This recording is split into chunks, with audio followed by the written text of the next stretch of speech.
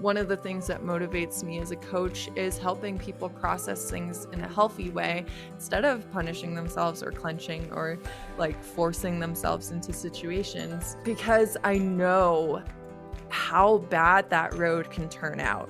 I don't want anyone else to be developing health issues that are related to stress that you're going through right now. Yeah, I have multiple friends who also have similar issues because of not processing or dealing with trauma. Welcome to the X-Files, a podcast about breakups, broken hearts, and moving on. I'm Claire. And I'm Janice. We are breakup coaches, here to help you beat your breakup, Heal your broken heart, and move on to an amazing, abundant life. Good morning, Claire, and welcome to another episode of X-Files, everyone. How's the new year going so far? How's your new year going so far, Claire? Oh my God, so good. I think I'm like one of like two people in the world, probably just the two of us, who are like 2022 is the year. Oh, really? I think everyone else is like, we're gonna tread lightly, we're not gonna make much noise, we are gonna just be grateful for being here. And we are not gonna make any claims about this being our year. Which that's definitely that's different from last year. Everyone was like, let's put 2020 behind us. Mwah, mwah, mwah. And that may still happen, but I'm really excited. I'm feeling great, and it's a good time for podcasting, I think. It's a good time for X-Files. The house, so we're good no matter what happens. As long as we have internet and power, we are like, all of my plans can still go forward this year. True story. Also, if you want to integrate some of what we're about to talk about on today's episode, accountability can go a really long way in developing new habits or experimenting with new practices and finding what works for you. So contact us in the DMs to get information about how to work with us one-on-one. Okay, let's get into it. Today's a great episode that we're excited to share, and it's our 5 favorite healing practices that we use in our fairly everyday lives, basically. This is how we became the women that we are today. So why are we doing this? Being proactive is a big part of healing. So just as with any injury, when we take efforts to heal our heart, we see it strengthened little by little, day by day. So being proactive about our healing also allows us to build self-trust, which in turn helps to build self-confidence. So healing practices are one way to do that.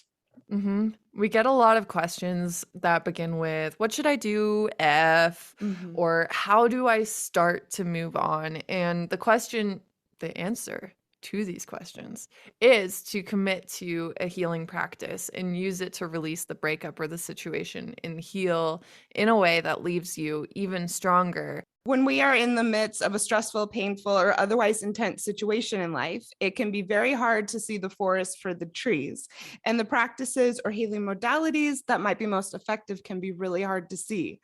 People feel stuck and they don't know what to do. So it can be really helpful for others to point out places where we might start. Because you will not think of them when you are feeling so stressed and heartbroken. You'll just keep on thinking, I can't get out of this. Yeah, exactly. Also why coaching works. Yeah, that's a huge reason why coaching works. I think a lot of the people I talk to, they know what they should be doing, but it helps to have someone sit down with them and be like, yes, even in your unique situation, this is going to help and we should do this. And I think one reason, I know, speaking for myself, one reason I started becoming a coach in the breakup area is because it's such a huge opportunity for change and opening up the doors to a new way of living and walking through the world. And I think, change is very hard, and we humans often only change when we feel like we have no other choice, because we just I can't stay the same. And I think the breakup chapter of a lot of our lives is when that kind of happens. Yeah, for So sure. yeah, yeah. And healing practices are a great way to add depth, meaning, joy, and to start manifesting a new chapter afterwards. So these practices both helped us heal from breakups and other challenging situations in life. So grab a notebook and let's get started. Janice is going to go first, sharing All her right. 5 top ways to heal. So our 5 healing practices. First of all, one of my favorite ones is walking, especially, well, almost exclusively, outdoor walking. Yeah. So I come back to this over and over again on the podcast because it was just that effective for me. And I know how effective it can be for general healing. I've seen it help so many people, and it's helped me a ton, a ton, a ton. I kind of picked this up as a practice when I was living in Bali and really, really struggling with being alone, not knowing what to do with myself, Mhm. processing a lot of things that had happened in my life. And I just started walking and walking and walking. And then I became a step counter, which just kind of makes it a little more fun. That is going to totally resonate with some people and some people not at all. But I am very goal oriented. And so I really like counting my steps. And it helps in so many ways. It helps you get fresh air. It helps you to process things. It helps you to be alone with your thoughts. It helps you to process things while you move your body. Mhm. And it's been almost life-changing for me. So first I started doing it when I was in Bali, which was really great. That's a great place to walk, except you get really sweaty because it's very humid. But even that, I was really moving things through me. Yeah. And then I kind of lost it for a while. When I went back to Australia, my life was so hectic. I kind of forwent a lot of my practices. And then I picked it back up a little while later. I had a lot of bad things go on in my life. I wouldn't say happened to me, but that went down in my life. And at Things one went down. point, I went on a vacation and I was able to step away from everything. And again, I started walking as part of my trip. And I mean, I went on huge, long walks. And for the first time in so many months, I was alone, which I hadn't been. I was spending a lot of time with people. I was moving my body, and I just started processing things and just ultimately coming to the conclusion that I needed to regain control over my life. And because I had processed and gotten so many realizations while I was on these walks, from then on out it just became a daily part of my life. So I work with my clients on this. I encourage everyone to do it. Try 3 walks a week. I probably take 3 a day. I think, I go in the mornings, and then weather permitting, well, yeah, weather permitting, I go in the morning. I didn't go this morning. It's 25 degrees Yeah. outside. Yeah. But yeah, typically I go in the morning and then I go in the afternoon as well. And then additionally, I walk a lot of places for transportation, and that just helps me to keep my head clear. Yeah. Mhm. Yeah, walking is one of mine as well. So we're going to Yay. like Mhm. skip ahead slightly to me. So for me, one of my big interests is in like how the body and the brain communicate when processing big emotions, and walking is huge for that. I think, there's there's a lot of research behind like movement as being something like some sort of agency you can take over a situation Yeah, that that's such a good that point, you Claire. didn't have, yeah, that you didn't have control over in the time you weren't able to have that agency, which a lot of times breakups happen in ways that we wish they hadn't and that we weren't Yeah. able to change despite our best efforts.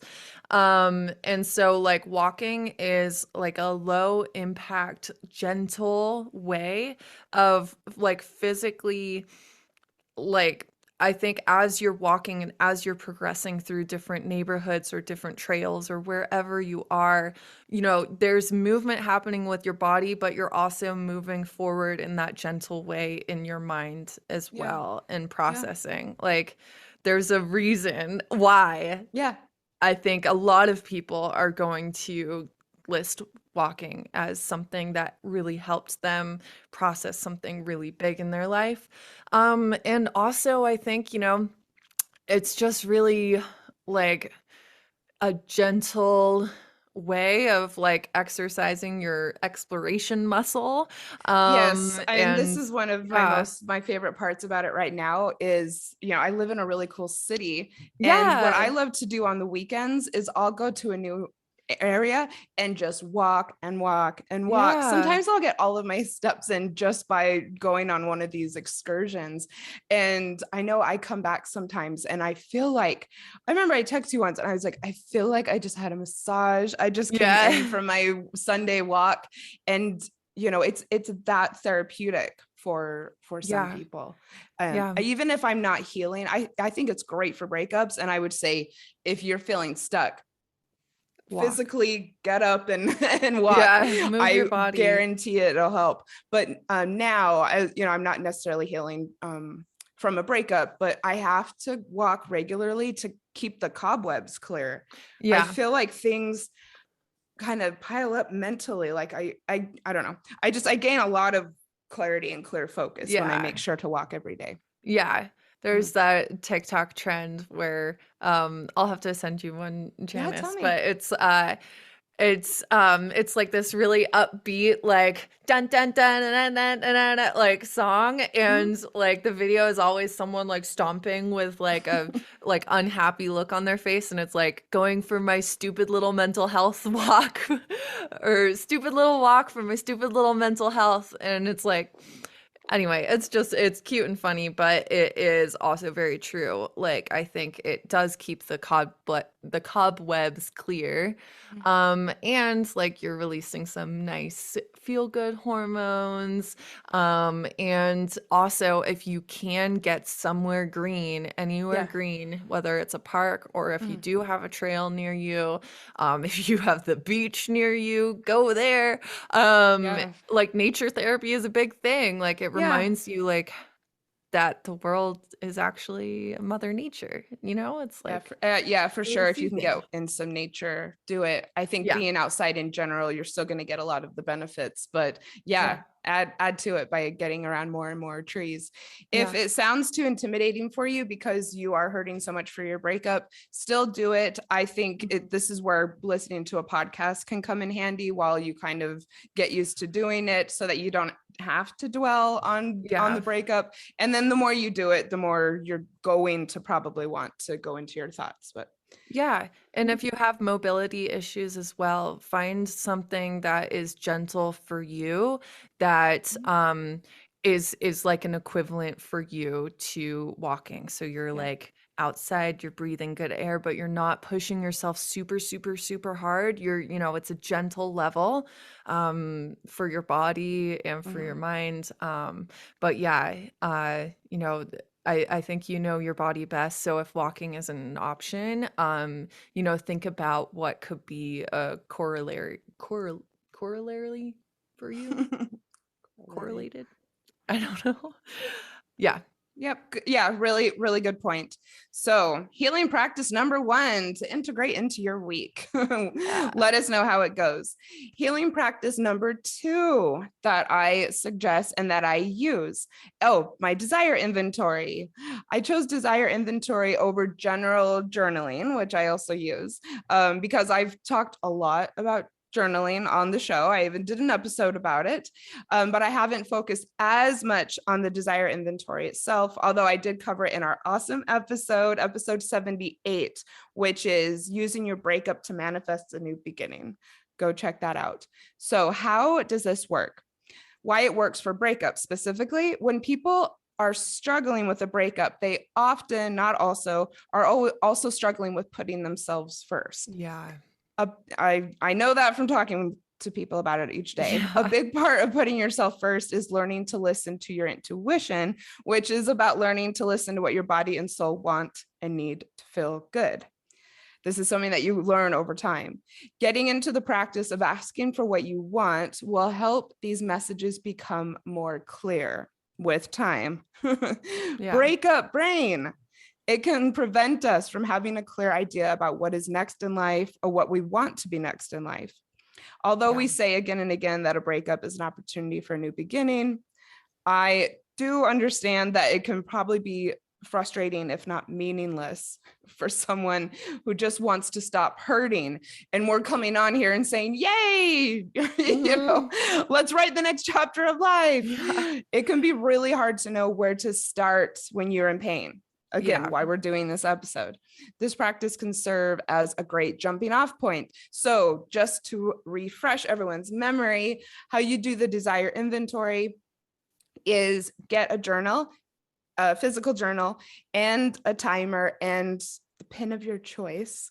And then I would say start with 10 to 15 minutes of journaling with writing the same beginning of the sentence over and over. I desire, and then end the sentence with what you desire, and just keep on going until the end of the timer. And don't look at the timer. I promise you, it goes by faster than you would think. If you're just starting this practice and it's really hard for you to come up with something, then just keep on writing the words I desire, I Mhm. desire. And then after you write it a few times, something new will come to you. Mhm. I did this practice every day for 15 minutes for 2 months when I was living in Bali and kind of in a bad place. And it really turned things around for me. I don't do it daily now. I will often find myself wanting to do it on a Sunday when I'm trying to kind of figure out what I want my goals and my intentions for the week to be. So yes, definitely recommend this, especially for healing from a breakup. Mhm. Healing practice number 3, Yay. spending time alone. Yes, this Bah, can be a meh, very effective healing meh. practice. I don't think people think of it this way, Yeah. but it is. For me, spending time alone helped me to smooth out the rough spots in my personal development. It helped me to gain understanding on the various non-desirable circumstances in my life and take responsibility for them.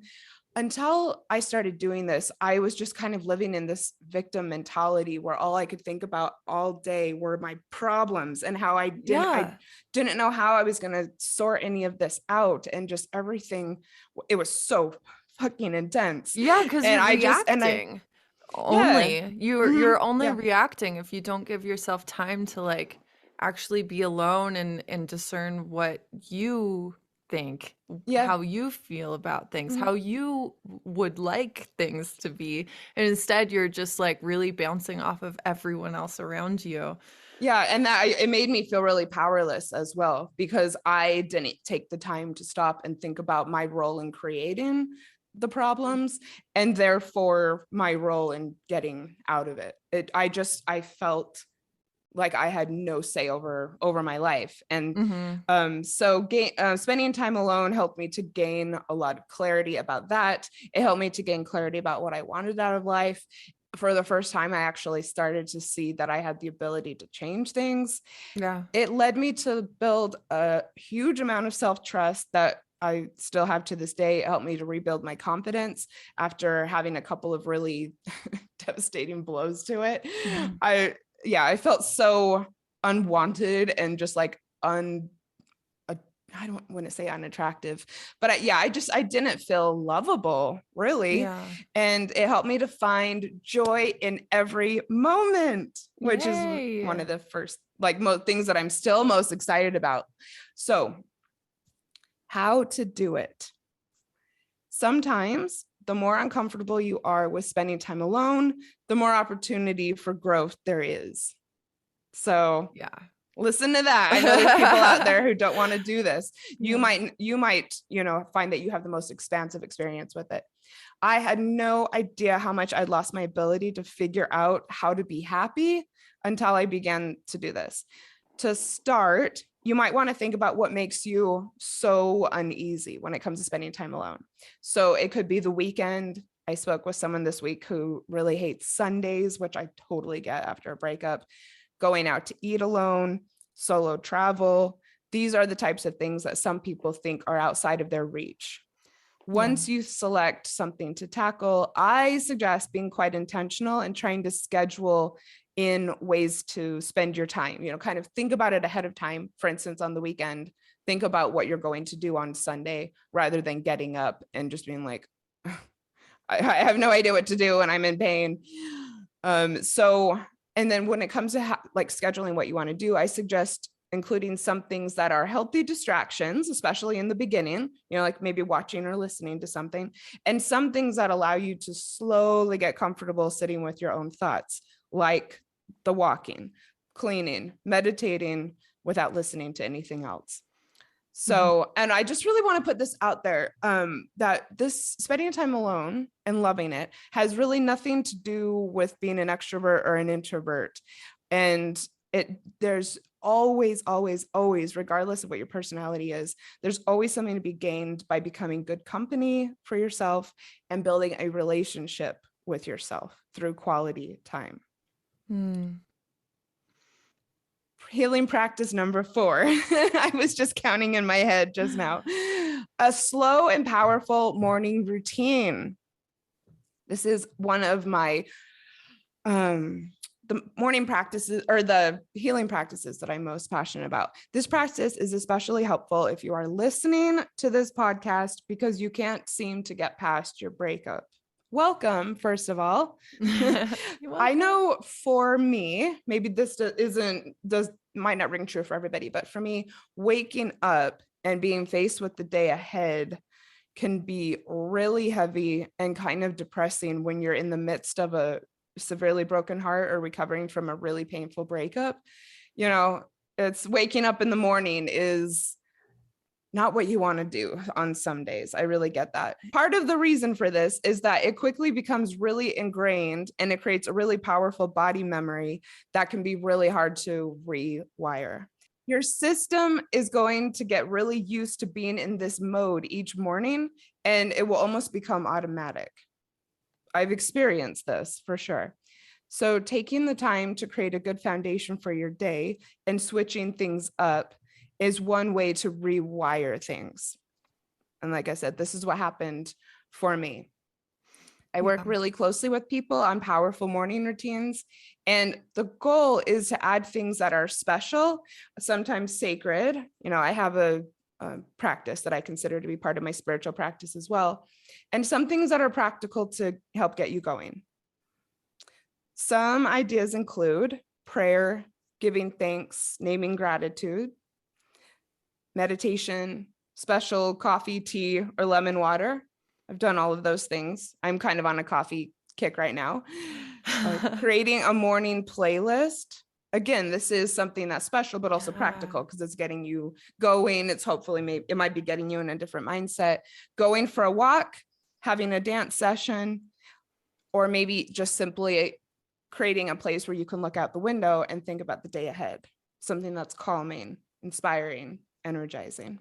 Mhm. And I would love to work with you to create a schedule in a way that facilitates your healing. So please get in touch with me if this lights you up in any way. So healing practice number 5, dancing. I have not really talked about this a lot on the show, and yet it is something that's been a really big part of my life for years now. Probably 6 or 7 years now. I first discovered dance as a form of therapy when I was first living in Australia. I was a fairly broken person after leaving a bad relationship and then living in a toxic environment for a few months. And I found, though, that when I changed up my surroundings, I started opening up. And this is one reason I tell people, see if you can switch up your environment, because it can be really effective. One night, I had a new friend invite me to go to something called 5 Rhythms dancing. And my world was about to change forever, really. You can look it up if you'd like. I'm not going to go into all the details about the 5 Rhythms practice, but basically what it taught me is to kind of just surrender to my body's response to the music. And what happens if you can do that is that you kind of start to dance through your emotions. Mhm. I found myself completely processing and then releasing what had happened in the relationship. I had not given myself space to do that. Mm. Letting it out through movement allowed me to finally move past a lot of what had happened and to more fully own how it had felt to be mistreated by my lover, by my family. I had never had anyone give me permission to do that. Yeah. And dancing it out, it helped. I gave myself permission, I suppose, and I healed in a really huge way.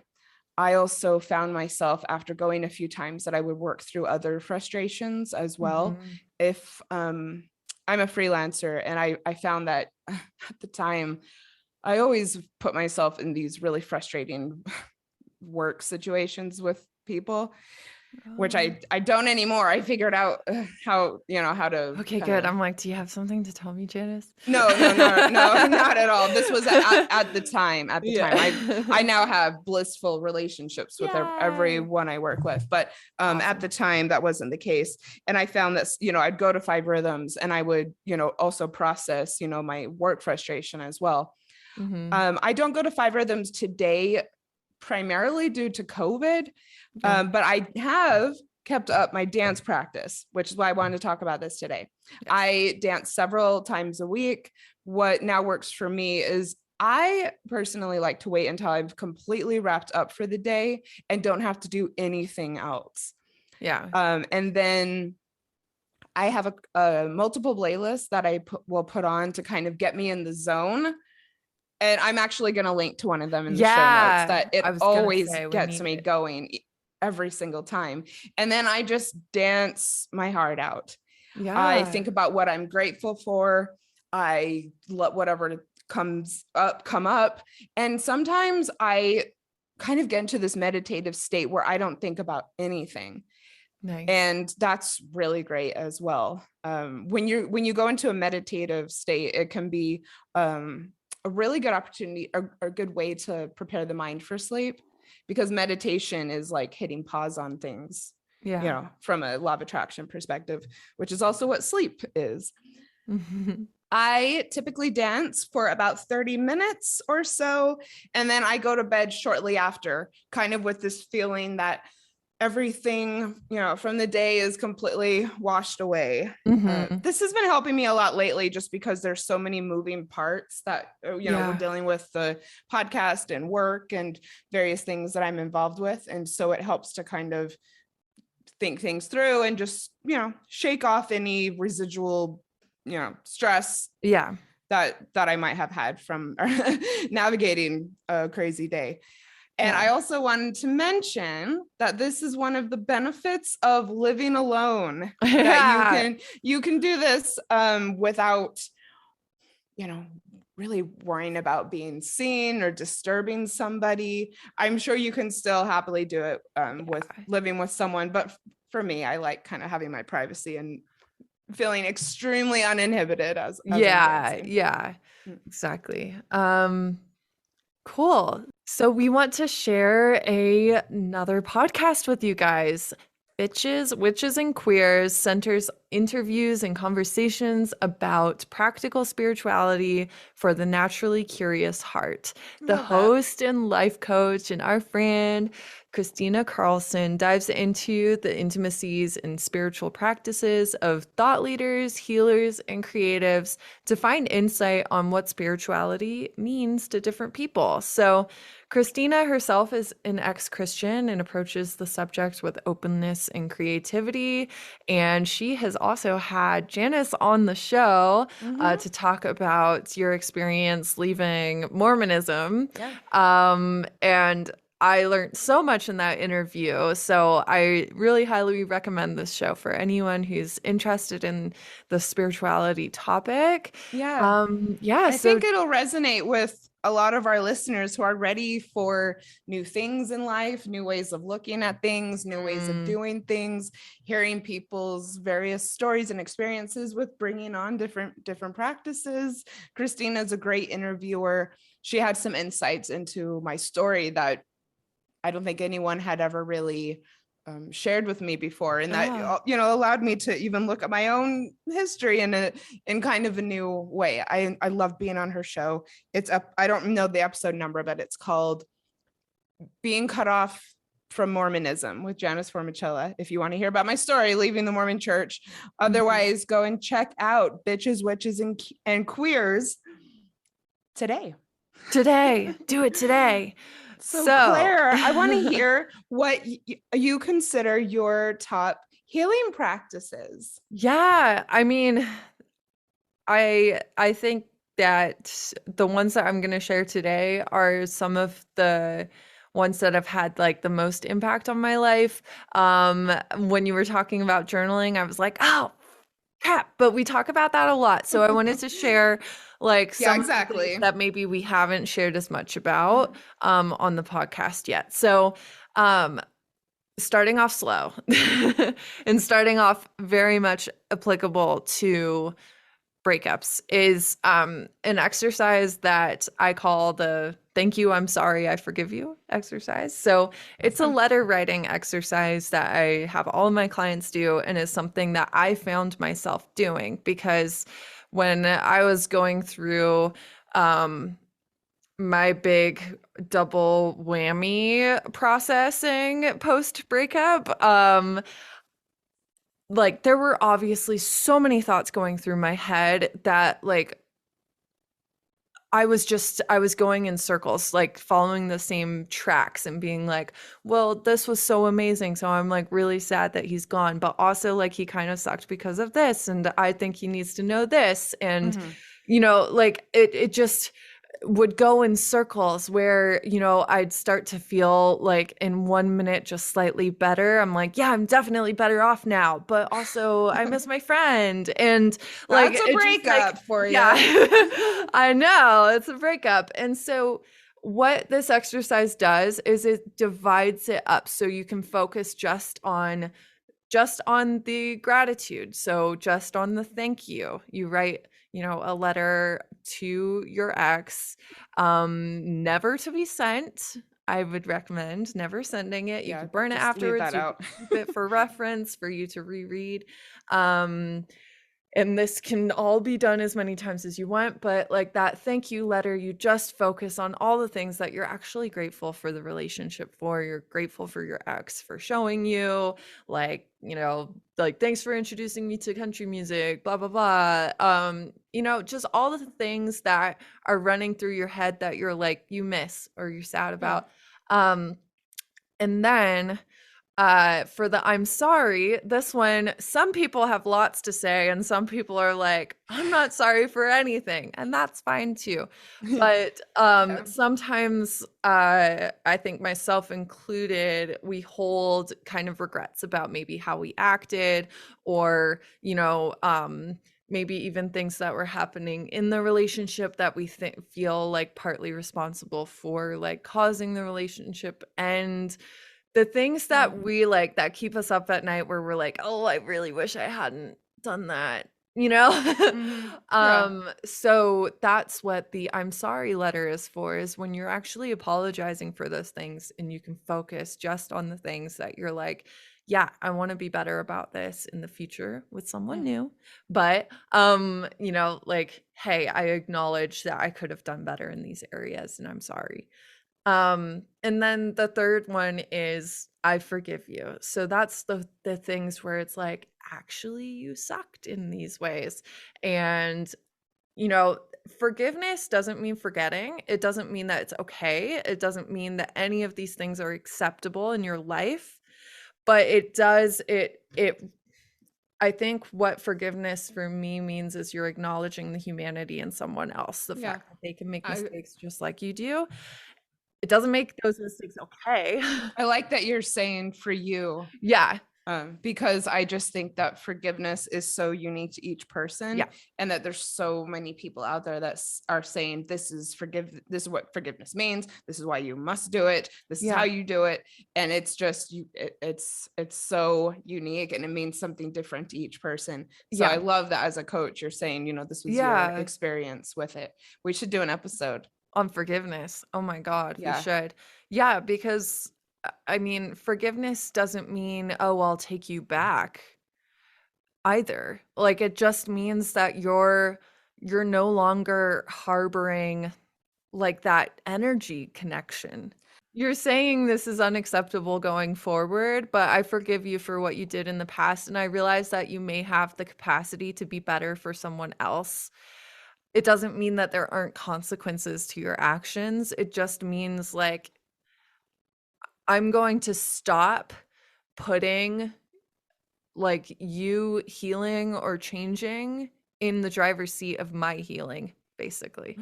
That's a good way to put it. Thank you. But yet I've heard people say completely different things. I've heard people say, like true forgiveness means that you can like go on with the person, or that you don't wish the Mm, past was different. Which I don't agree, but I yeah. see people saying that. And for me, I think I can release without forgiving. And so it's different for everyone. And Yeah, I you think can it's release just, without forgiving. yeah. And Like for me, in, I that's more think, some important. senses of the word. Yeah. So but again, this is it. It's just, I think everyone needs to figure out for themselves what they need to move on. And I love that this is what helped you. And I think a lot of people are going to really, really love this. Yeah. Yeah. And like, I mean, if you've listened to like last last week's episode, you probably know, like, uh like in some of the classic meanings of the word forgiveness, like, I've definitely not forgiven my toxic ex. Yeah. Yeah. And Same. I don't think you've forgiven your abuser, in like some of the ways that people are talking about, but we're also Mhm. like detached from those things. Like Very. they don't, you know, like the only energy they really take up is on this podcast because we bring these things up all the time because we're Yeah, and talking I about it. I mean that we're perfect examples of different interpretations of forgiving, but also what it can mean, because we come on here and we talk about it kind of a lot, but I know neither of us then spend the rest of the day Yeah.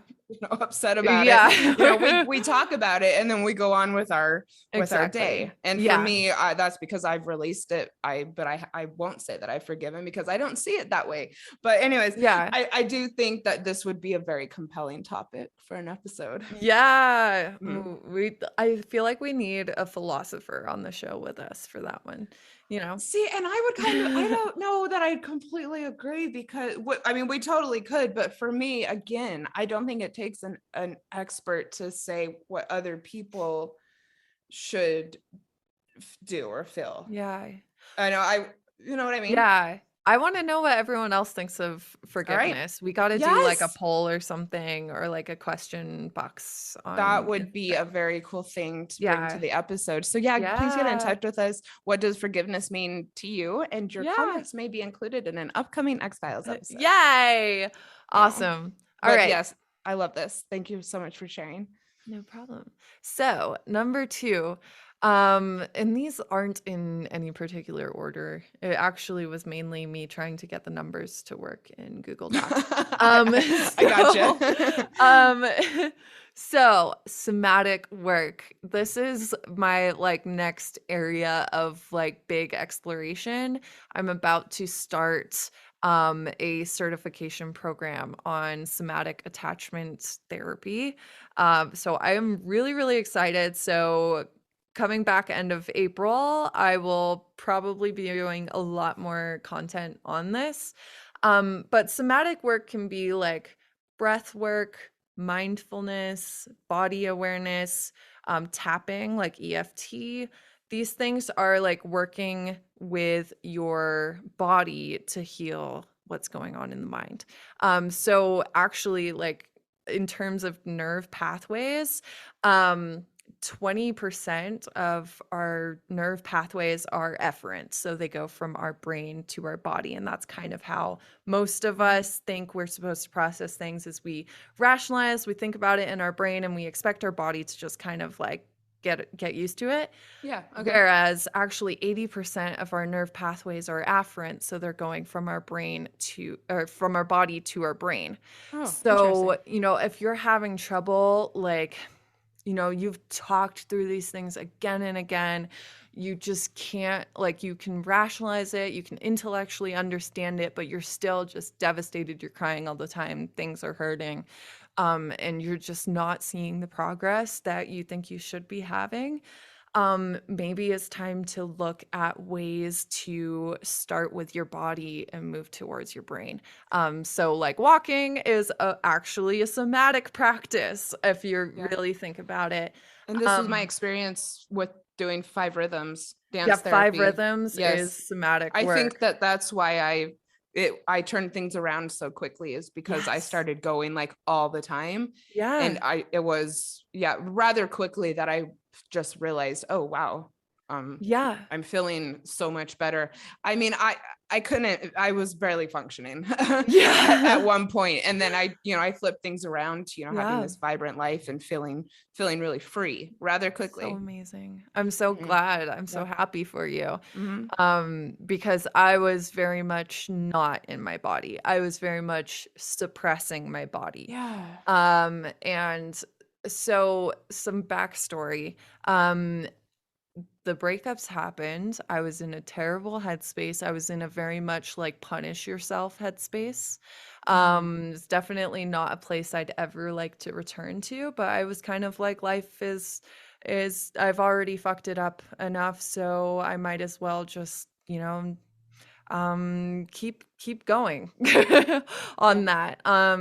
And was just very much like clenching tight everything, just trying to like suppress my body basically, and like force myself to do things that I really didn't want to do. Like I was dating people definitely wasn't interested Mhm.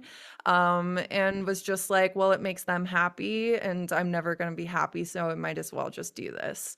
Yeah. Which I think energetically, the energetics of like sex and love and chemistry, if you're with someone, like you're, having sex with someone that you don't like, that's really energetic bad stuff. Um, and when I came out of that chapter, all of the suppression of my body caught up with me. I started getting like UTIs just constantly. What I thought were UTIs, it turned out that they likely were not. And I developed actually an autoimmune disease, of chronic pain, centered around my bladder and uterus and my pelvic floor, Mhm. because that was like, I think the main way I was punishing myself was, suppressing what I actually needed as like a loving Yeah. being, And what you like, wanted as and what I well. wanted Going as back to the well. desire practice, you were Yeah, completely out of touch with what you exactly. were wanting down there. Exactly, and I was just trying to force Ugh. it because I was like, "I'm not gonna be happy, let's make this person happy." And, like, I feel so much love and care for that past version of myself, and it's upsetting to think about, and I am still managing a very much better place with managing pain now, but I'm still managing pain from that time. Like I have, Yeah. this proclivity now for developing pain in that area that, I have to be thinking about my body and actually listening to her and giving her what she wants instead of forcing, clenching, um, you know, Yeah. exactly. So yeah, I love how all huge. of this ties into It it all to ties itself with some together. of my story and building self-trust and Yeah, oh yeah. And now yeah, like you said, managing it. I can relate to that for sure. yeah, Mm. definitely, and so a lot of the ticket for me was, I was at like 9, 8 or 9 or 10 in the pain. Like I Mm. could barely leave the house. I couldn't, I couldn't really drive anywhere without bringing like a hot water bottle or something to like put on that area to just try to like keep the pain from being there. That's intense. And at the time, like, funnily enough, it was my mom who was like, "Have you tried breathing exercises?" And I'm like, "Are you fucking kidding me? Like, I am in so much pain right now. Breathing that I do all the time, every day anyway, is not going to help me." But it actually did. If you struggle with chronic pain, I highly recommend the app Curable. Okay. Um, but it basically it talks about the clenching and the fear of the pain, increasing the pain, and all of these things. So that app really helped me, but that was like my introduction to mindful breathing of like instead of trying to ignore the pain or squish it down, instead being like, can I just lean into feeling the pain for a minute? Oh my God, I survived that. I can keep doing that. It's kind of like being alone. You don't know you can survive Mm. it until you try it, and then you're like, "Oh, this isn't so bad." So, another part of that somatic work is taking note of what actually relaxes your nervous system. So, for me, being in water is like very Cool. soothing to my nervous system. I've always loved water and I kind of just like got away from that because it's inconvenient, you know. But now as many baths as I can every week, swimming really grounds me and it just feels like a full body hug or a weighted blanket, a lot like that. But maybe for you, that's gardening. Maybe that's your like special ticket. Like for me, gardening still wonderful, still amazing, but it's not the like, ooh, that's the spot, you Like a know? release. Yeah, Yeah. exactly. Like, Mhm. so what is it that releases for you and just actually allows all of those muscles to relax? Like maybe it's playing guitar or humming is actually singing or humming or chanting that actually vibrates the vagus nerve. And that nerve kind of sends a lot of signals to your nervous system about relaxing.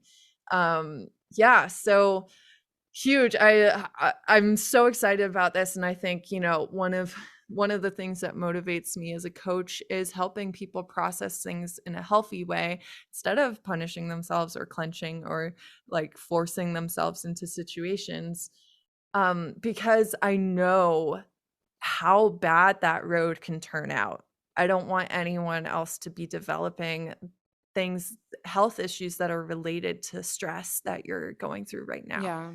I you have know? I have multiple friends who also have similar issues because of not processing or dealing with trauma. So Yeah. that's such a good tip. Thank you. My 3rd tip kind of builds on this, but takes it like a level up, a little bit outside of the body and more into like our energetic field. And I think some of this might be woo woo for people, but if you have any part of you that's like, I wonder if I should try energy work, or I wonder if I should try Reiki, that made such a difference for me. That really, like, when I was working on my, like, pain that I, basically read as synonymous with stress, um, like, that really took me from, I had gotten myself down to, like, maybe a 4, that really took me from that and just, like, instantly Reiki, like, I had 2 Reiki sessions and 1, like, energy healing session, and I'm ever since then, I've been down at like a 1 to 2 on bad days, you It's know? incredible. So it's incredible. If you feel like trying that, I highly recommend it. I don't think it will help people who are like, "This is bullshit," and then they go Yeah, I into was it with gonna that say, attitude. a lot of people have resistance to energy work, Yeah. and I think I would say definitely try it, but you do have to have, a Yeah. beginner's mind and a little Yeah. bit of Open to it. and be open to it. And then I would say even if you're resistant, just go check it out. Yeah. Yeah, like for me, my first Reiki session, I told the healer absolutely nothing. She knew nothing of my history. She knew nothing of my pain. I just walked in and was like, I've felt like trying this. And I laid down on the table and she did like a quick body scan of me. And she's like, her hand hovered. My eyes were closed. I was not cueing her in any way. I could not feel where her hands were over. I had no Mhm. idea. Um, and her, she's like, "Oh, I feel like a lot of stuff like stuck down here." And I like opened my eyes and her hand was hovering exactly where all of my pain is. Mm. And she's just like, yeah, there's just like a bundle of stuff down here. Like, is are you feeling anything down here? Like, because this is a lot. And I'm like, ha, so funny you would ask. Um, so it's really crazy. So if you feel like trying it, definitely try it. And then my fourth and final one, because walking came earlier, um, Bubbled is up there. yeah, is the embodiment guide. So this is a tool I use with um my clients that I work with long term. So if we do a single session, we really don't have the time to really dive into this because we're focusing more on like the breakup, the actual, Mhm. like the things happening right now. And this is very much like setting you up for the future sort of exercise. But I have mine right here. I try to read it every day. You should read it every day. I might We're all not. doing our best here. We're all doing our best. For sure. I know you are. Yeah. So the embodiment guide. Before I explain like what it is, just like an overview, like obviously if you are called to do this and you'd like to, like you should let me know and we should book a session so we can like dive into it deeper. But basically in your brain, there's this thing called the reticular activating system. And so this is the gatekeeper of information that is let into your conscious mind. And ultimately, what is let into your conscious mind affects how you perceive the world. So, Mm. your RAS decides what is important and what is safe to ignore based on your core beliefs. So the human brain takes in about 11 million bits of information every second. You obviously cannot be consciously aware of that much. You're actually only consciously aware of about 40 bits of information per second. And that's Okay. coming from your smell and your sight and your feeling and your tingly spidey senses and like all of these things. So those 11 million bits of information has to be turned into 40 bits of information somehow.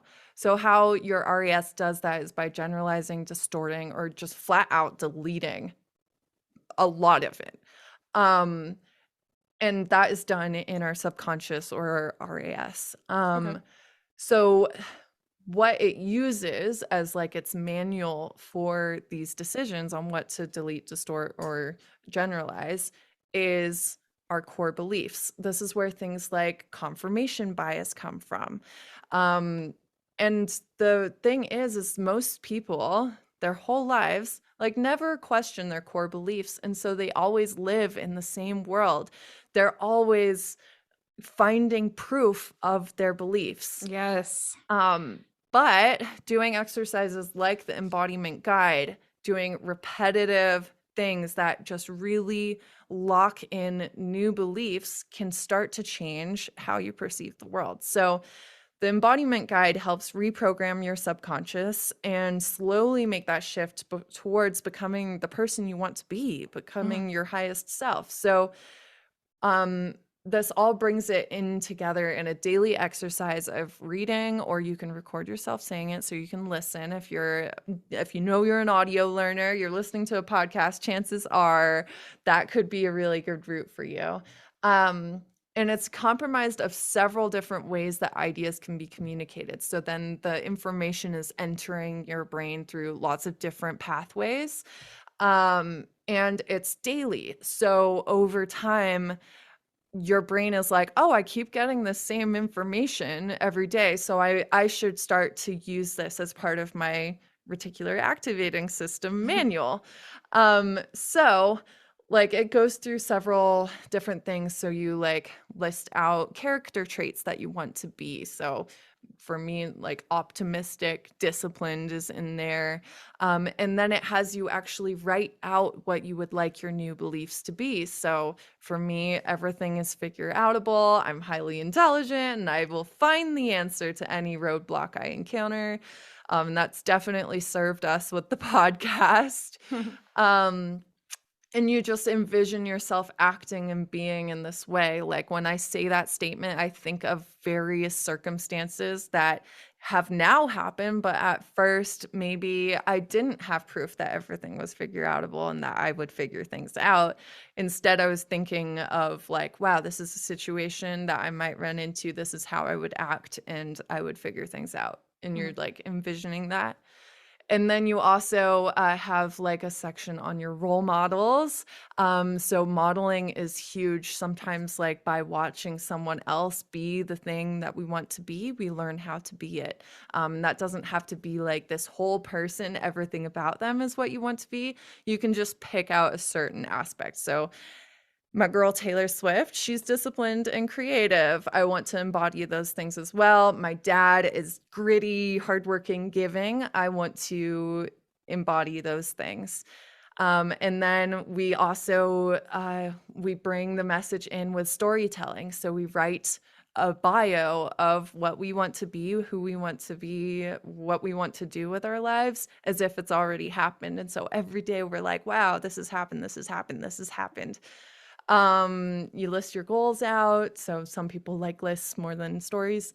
And also there's a little bit of a vision board portion. So you have like pictures of your goals or pictures that bring up the feelings that you want to feel.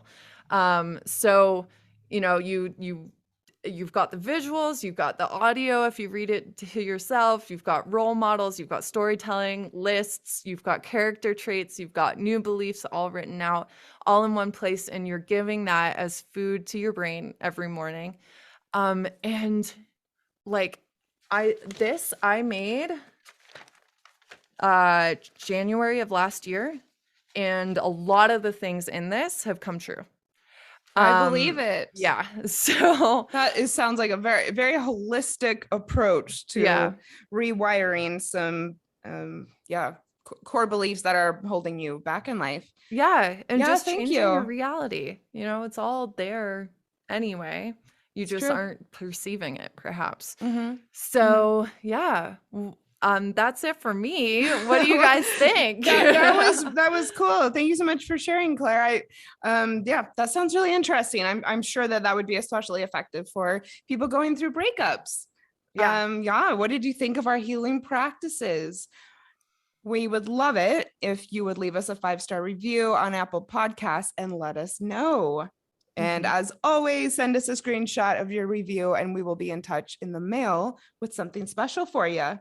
A sticker. It means so much to us, and it also makes us more visible to other people who can benefit from X-Files in the same way that we hope that you have today and in the past. Yeah. And if you want more support, you can join our online community on Facebook at Breakups, Broken Hearts, and Moving On, or DM us about coaching. Thank you so much for listening, and thank you for everything you shared, Claire. And we'll be back next week with more X-Files fun and support. Awesome. See you guys then. Thank you for listening to X-Files, a podcast about breakups, broken hearts, and moving on. If you liked this episode, please help others find us by leaving a review on Apple Podcasts or by following the show on Spotify. And if you'd like to connect more with us and learn about breakup coaching, find us on Instagram at X-Files Podcast.